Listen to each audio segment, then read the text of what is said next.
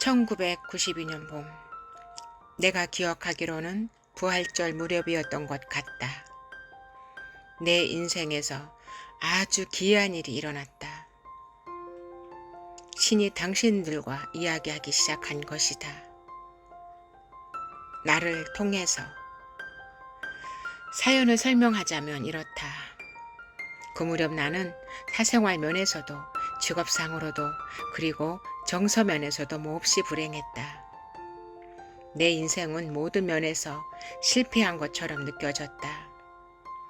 나는 오래전부터 내 생각을 편지 형식으로 적는 습관을 갖고 있었기에 이날도 친숙한 노란색 종이철을 접어들어 감정들을 쏟아내기 시작했다.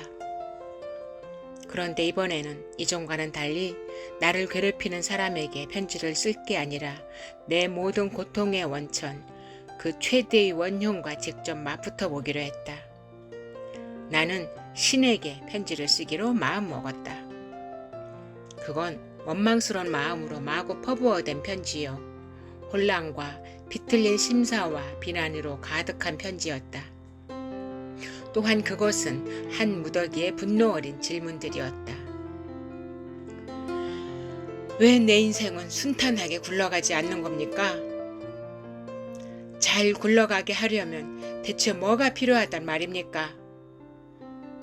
어째서 나는 다른 사람들과 행복하고 즐거운 관계를 가질 수 없는 겁니까?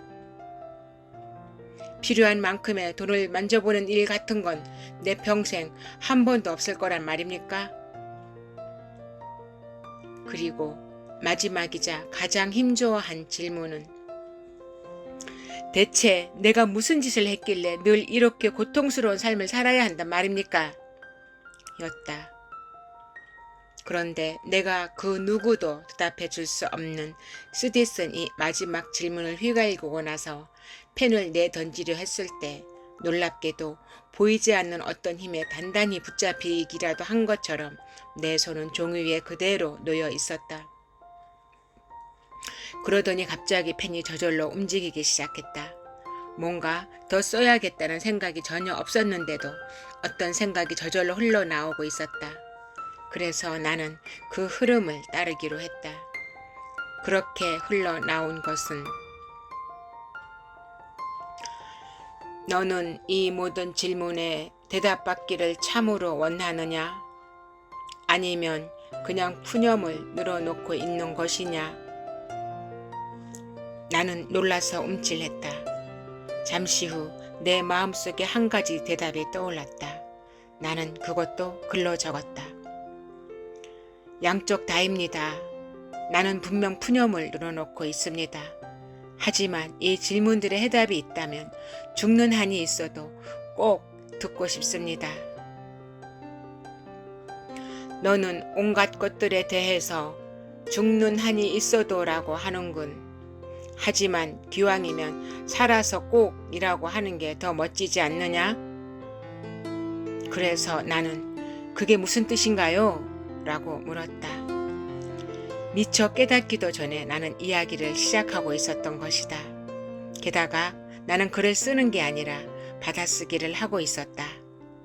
그 받아쓰기는 3년간 계속되었는데 그 당시에는 나는 그것이 어디로 가고 있는지 전혀 알지 못했다.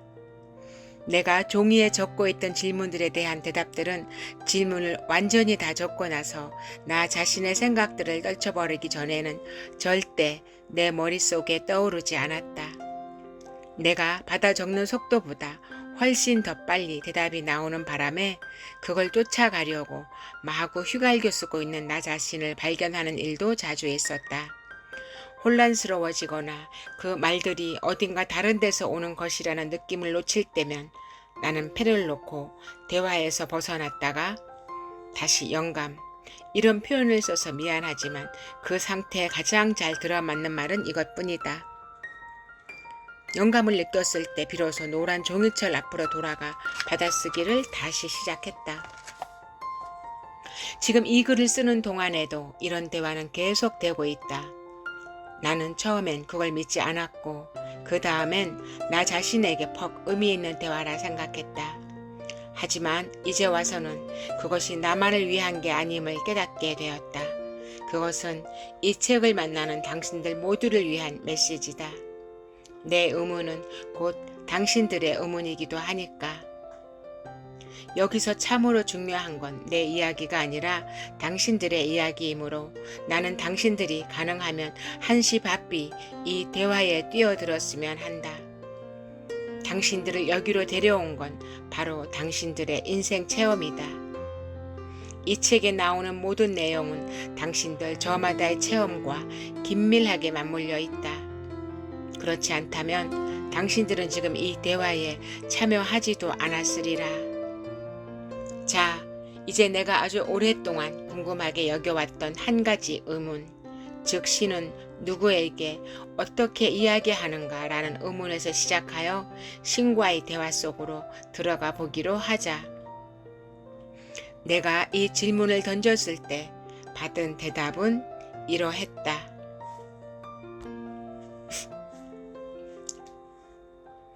나는 모두에게 말하고 언제나 말한다. 문제는 내가 누구한테 말하는가가 아니라 누가 내 말을 귀담아 듣는가이다.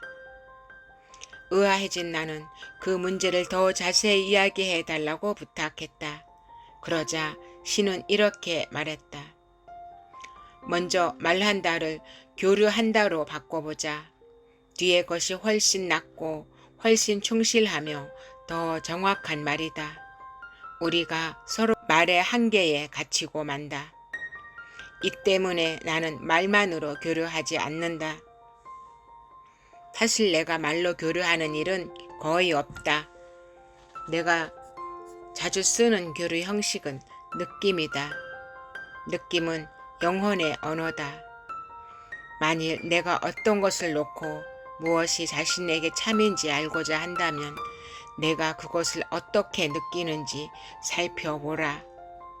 느낌이란 건 알아차리기 어려울 때가 많다. 받아들이기가 훨씬 더 어려운 경우도 자주 있고, 그러나 내 가장 내밀한 느낌 속에 감춰진 것이야말로 내 가장 고귀한 진실이다. 비결은 그런 느낌들에 다가가는 것이다. 어떻게 하는지 보여주겠다. 물론 내가 원한다면 말이다. 나는 신에게 원한다고 말했다. 하지만 그 자리에서 당장 원했던 것은 내 첫 번째 질문에 대한 좀 더 완벽하고 충실한 대답이었다. 그러자 신은 이렇게 말했다. 나는 생각으로도 교류한다. 생각과 느낌은 동시에 일어날 수도 있지만 같은 것은 아니다. 생각으로 교류할 때 나는 자주 영상을 사용한다. 그 때문에 교류 도구란 면에서 생각은 단순한 말보다 효과가 크다. 느낌과 생각 외에 나는 체험이라는 운송수단을 쓰기도 한다. 체험은 참으로 위대한 전달자이다. 그리고 마지막으로 느낌도 생각도 체험도 모조리 실패할 때 나는 말을 쓴다. 사실 말은 가장 비효율적인 전달자이다. 말은 너무나 빈번하게 잘못된 해석이나 오해를 낳곤 한다. 왜 그렇다고 생각하는가? 말의 본질이 그렇기 때문이다. 말은 그저 입 밖에 내는 소리에 지나지 않는다. 느낌과 생각과 체험을 드러내는 소리, 말은 상징이자 기호이고 표식이다. 말은 진리가 아니다. 말은 실체가 아니다. 너희가 뭔가를 이해하고자 할 때 말의 도움을 받을 수는 있다. 하지만 너희에게 알을 주는 것은 체험이다. 물론 너희가 체험할 수 없는 것들도 있다. 그래서 나는 너희에게 알의 다른 도구들도 주었다.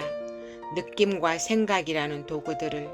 그런데 여기서 최고의 역설은 너희가 신의 말은 그토록 중요하게 여기면서도 체험은 아주 하찮게 여긴다는 점이다. 사실 너희는 체험을 너무나 하찮게 여기고 있어서 체험한 신이 말로 들은 신과 다를 때 아무 생각 없이 체험을 버리고 말을 간직한다. 마땅히 그 반대가 되어야 하는데도 너희가 어떤 것을 체험하고 느낀다는 것은 그것을 사실로서 알고 직관으로 안다는 것을 뜻한다. 반면에 말이란 오직 너희가 아는 것을 상징할 수 있을 뿐이어서 종종 너희의 알을 어지럽힌다. 자, 이런 것들이 내 교류 도구들이다.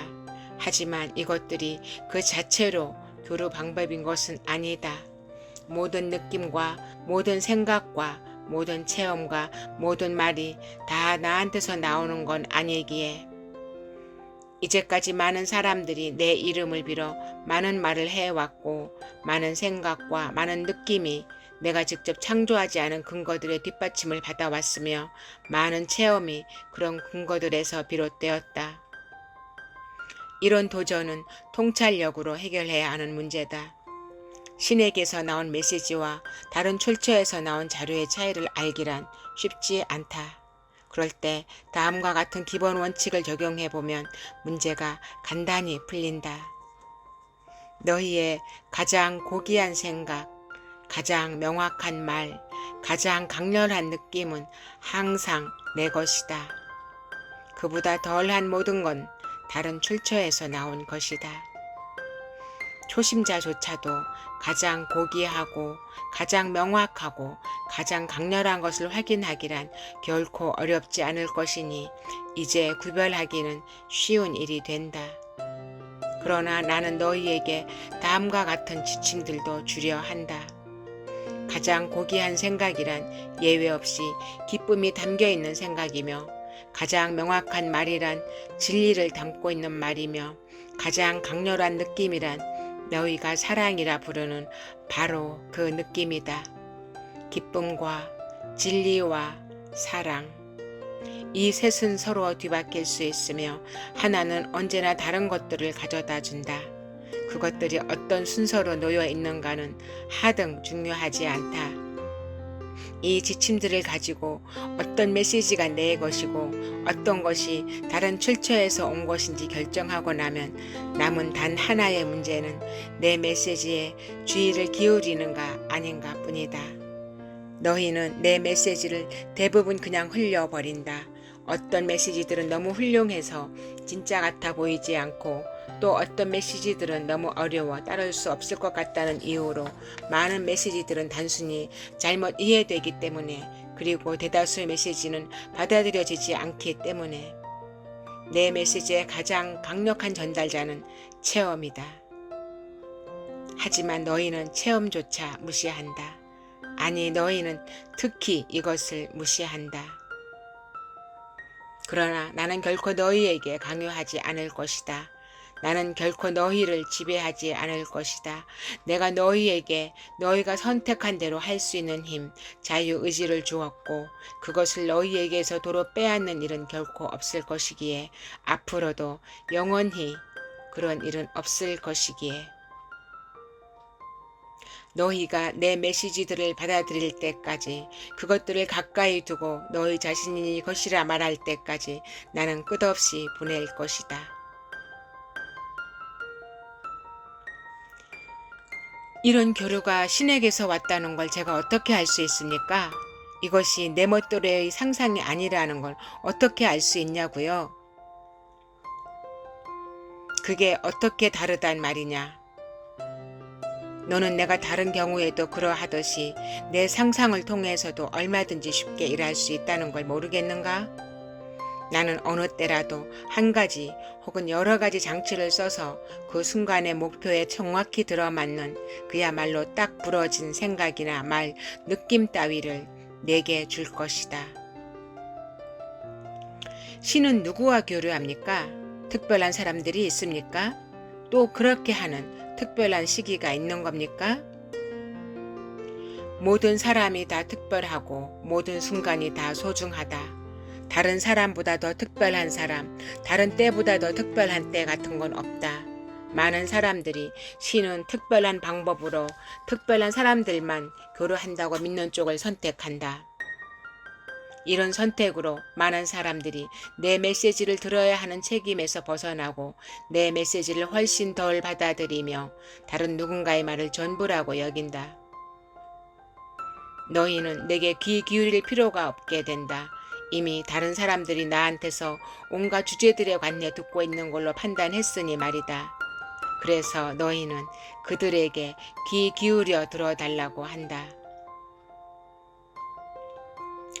많은 사람들이 개인 차원에서 내 메시지를 외면하는 가장 큰 이유가 바로 이것이다. 만일 너희가 직접 내 메시지를 받고 있음을 인정한다면 당연히 그것을 해석할 책임은 너희에게 떨어진다. 지금 이 순간에 너희가 충분히 잘 받아들일 수도 있는 메시지를 해석하려 애쓰기보다 너희는 타인들의 해석을 받아들이는 쪽이 훨씬 안전하고 훨씬 더 편하다고 여긴다.